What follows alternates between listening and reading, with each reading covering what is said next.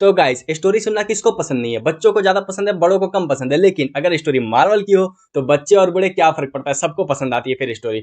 तो आज मैं एक ऐसी स्टोरी सुनाने वाला जिसको सुनने के बाद आपका सारा कॉन्सेप्ट क्लियर हो जाएगा, विजन एकदम क्लियर हो जाएगा। क्यों? क्योंकि कैंग जो डायनेस्टी बनने वाला है और जितनी भी मार्वल की नई नई मूवी आने वाली है, सब इस पे बिल्ड होगा। तो अगर ये आप नहीं जानोगे तो आपके लिए बहुत ही प्रॉब्लम की बात होगी। तो इसलिए आज के वीडियो को पूरा देखना अंतिम तक, जिससे आपको सारे कॉन्सेप्ट जो है क्लियर हो जाए। तो चलिए, आज जो स्टोरी है वो होने वाली है कैंग द कन्क्वेरर के ऊपर, कि वो आया कहाँ से था, उसके क्या प्लान्स थे, और वो सब जितने भी बीच बीच में जो लूप होल बने हैं सब मैं क्लियर करूंगा आज। तो कैंग द कन्क्वेरर का जो रियल नाम था वो था naphthalene Richards.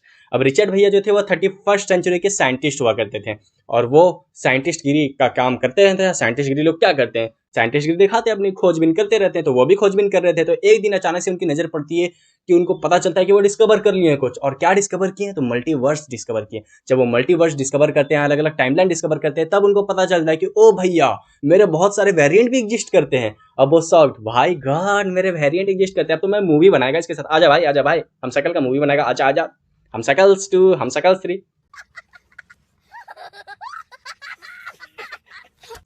Fuck this shit. तो वो जब खोज कर लेते हैं तो उनको पता चलता है कि मेरे इतने सारे वेरिएंट एग्जिस्ट करते थे। और जब वो एग्जिस्ट करते थे तो उनके पास पता चलता है कि सारे के सारे जो वेरिएंट है वो मेरे ऊंचाई तक पहले से ही पहुंचे हुए, क्योंकि जहां मैं आज पहुंच रहा हूँ वहां वो लोग कब का पहुंच चुके हैं।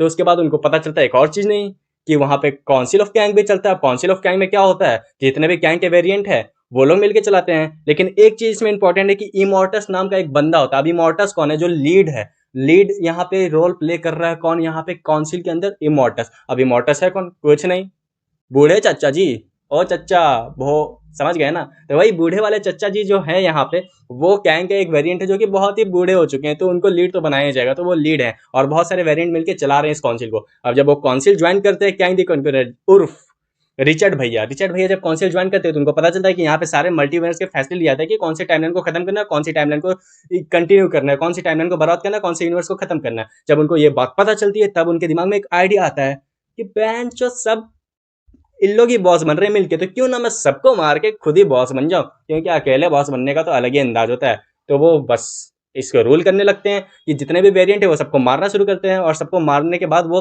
पूरे यूनिवर्स के सबके सारे टाइमलाइन पे विजिट करते हैं और सारे टाइमलाइन को कन्क्वेयर करने की कोशिश करते हैं। जब कन्क्वेयर करने की कोशिश करते हैं तो इसी दौरान उनकी बहुत सारे एवेंजर्स की हीरो से मुलाकात होती है और वो सबको धूल चटा देते हैं। सीरियसली बोल रहा, बहुत को तो वो जान से मार देते हैं, और इतने सारे एवेंजर्स को वो जान से मार देते हैं कि उनको नाम तक याद नहीं रहता कि कौन था थॉर और कौन था एंटमैन। जिस वजह से एंटमैन मूवी में आप भी एक सीन देखे होगे कि एवेंजर्स हो तुम, एवेंजर्स को तो मैंने मारा था, तुम कौन से हो, मेरे को याद भी नहीं है। इतना एवेंजर्स को वो मार चुका है पहले कि उसको याद भी नहीं है इस दौरान कि कौन से एवेंजर को मारा था। और थॉर को तो वो कब का मार चुका। लॉकी अगर सीरीज आप देखे होगे तो उसमें थॉर का जो थोड़ा था गिरा हुआ था जब कैंग को इंट्रोड्यूस कर रहा था वहां पे। तो मतलब सोच लो आपकी कितने बड़े बड़े सुपर हीरो को तो वो आराम से चुटकी में हरा देता है कैंग दी कंकरर। तो रिचर्ड भैया जब यहाँ पे ये मुलाकात होती है तो बहुत सारे वो यूनिवर्स को कब्जा करने लगते हैं, और बहुत सारे टाइमलाइन यूनिवर्स को कब्जा करने लगते हैं। तो एक दिन काउंसिल को पता चलता है कि यहाँ पे जो हमारे कैंग भैया हैं, ये जो वेरिएंट है ये चूतिया है, क्योंकि ये सारे घिनौने हरकतें कर रहा है, जिस वजह से हम लोग को फेस करना पड़ रहा है प्रॉब्लम। जब उनको घिनौना सच पता चलता है तो इमोर्टल्स जो होते हैं और उनके जो मेंबर होते हैं वो लोग को ये सहा नहीं जाता है कि पैंचोदा ऐसे कैसे कर दिया, मेन मेंबर मैं हूँ, मेरे से इजाजत लिया था क्या?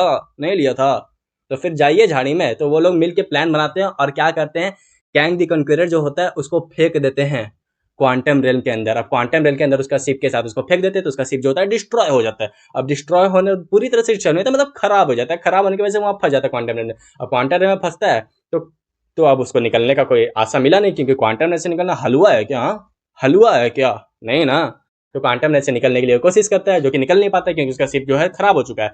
तो वहां पे उसकी मुलाकात हुई थी जेनेट से। जेनेट जो है वहां के लोगों से लूझ रहती है, लूझ रही होती है, जूझ रही होती है, और जिसके वजह से वो उसकी नजर पड़ती है कि ओ भाई, जेनेट इतना सफर क्यों कर रही है, इसको चलो बचा के मैं हीरो बनता हूँ। और कैंग भैया जाते हैं और हीरो बन जाते हैं वहां पे। जब हीरो बनते हैं तो जेनेट को हो जाता है उससे धीरे धीरे मुलाकात वाली प्यार। अब जब लव एट फर्स्ट साइट होता है, थोड़े थोड़े नैन मटक्के होते हैं, तो उनको प्यार होने लगता है। अब जब प्यार होने लगता है तो जेनेट पूछती है कि क्या करना चाहिए। तो कैंग भाई बोलता है टेंशन मत लो, तुम्हारा जितना भी प्रॉब्लम था बेटी के साथ, तो जो तुम झूठ बोली थी यहाँ फंसी हुई, सब मैं सॉल्व कर दूंगा, मैं टाइमलाइन को बहुत अच्छे से जानता हूँ। तो चलो मेरा शिप तुम बनवाने में हेल्प करो, इसको रिपेयर करने में हेल्प करो, उसके बाद मैं तुमको जो मांगूंगी सब कुछ दे दूंगा। उसके बाद उसको प्यार हो जाता है उससे, और उसके बाद वो शिप रिपेयर करने में हेल्प करने लगती है। अब जब शिप रिपेयर में हेल्प करने लगती है तो शिप के अंदर जो कोर पावर होता है उसके वजह से वो जो माइंड रीड कर सकती है। अब जब जेनेट जो होती है माइंड रीड कर लेती है कोर पावर की वजह से, तो उसको पता चलता है कि ओ भैया ये कैंग है, द कॉन्क्वेरर है, जो कि इसका कि इतना बड़ा गंदा हम शकल मौजूद है जो कि ये चीज़ें करना चाहता है। जब उसको पता चलता है कि इसकी इतनी सारी घिनौनी हरकतें, तो जेनेट जो है वो धोखा दे के चल देती है। धोखा देना है तो लड़की जो कि रग रग में बसा होता है, आपको तो पता ही है। तो बस धोखा देके निकल लेती है। अब जब धोखा देके निकलती है तो कैंग भैया को आता है बहुत जोर से गुस्सा कि मैं कैंग द कन्क्वेरर बना हूँ, मैं इतने सारे अपने कैंग वेरिएंट को मार के इतने सारे मल्टी यूनिवर्स से राज करता हूँ और तुम मुझे धोखा देती हो। इस गुस्से में, आग के आक्रोश में वो क्या करता है, केसी जो है, केसी एक मशीन बनाती है जिससे क्वांटम रेल में सिग्नल भेज सकता है, और जो वहां से कैंग जो है उसको सिग्नल भेजता है, और उस सिग्नल भेज के जितने भी एंटमैन है बोल लो या फिर पैंटमैन है उनको और केसी को, जेनेट को, सबको क्वांटम रेल के अंदर खींच लेता है। लेकिन उससे पहले वो एक डायनेस्टी तैयार कर चुका था क्वांटम रेल के अंदर, जिसको कि एग्जाइल बोलते हैं। वो अपनी खुद का एक ऑपरेशन चलाता है जो कि वो मल्टी यूनिवर्स में कब्जा करने के लिए बना रहा होता है। पूरा क्वांटम रेल पे कब्जा तो कर ही चुका होता है वो एग्जाइल बना के। और उसके बाद इसी बीच दौरान उसकी एक मुलाकात बहुत पहले की अगर बात करें, जब क्वांटम रेल में वो नहीं था, क्वांटम रेल के दायरे से बाहर एक मॉडोक वो तैयार करता है। मॉडोक तैयार कैसे होता है, सबसे बड़ी बात ये है, तो डायरिन क्रॉस नामक एक व्यक्ति था जो कि अधमरा पड़ा हुआ था, जिसका हाथ पैर टूटा हुआ था, बल्कि उसका मुड़ी बहुत बड़ा सा था और लिम्स जो थे बहुत छोटे थे।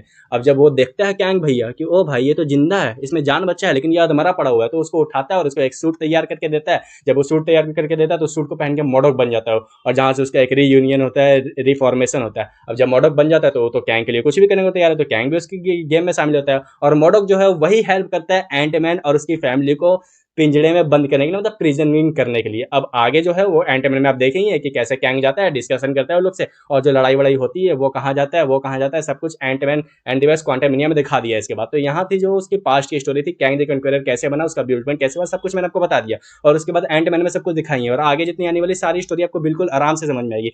तो ये इतनी बड़ी इन्फॉर्मेशन जो मैंने आपको दिया, ये बहुत ही काम की है, मैं बता रहा हूँ आपको। जब आगे मूवी आएगी कैंग का जो डायनेस्टी यहाँ से ब्यूट हुआ एंटमैन से, ये सब देखने में आपको इतना ज़्यादा बेहतरीन मजा आने वाला है ना कि आपका विजन एकदम क्लियर होगा। तो कैसा लगा आपको ये इन्फॉर्मेशन पूरा जान के, मुझे कमेंट में बताना, और अगर मेरे चैनल पर नए हो तो सब्सक्राइब कर देना।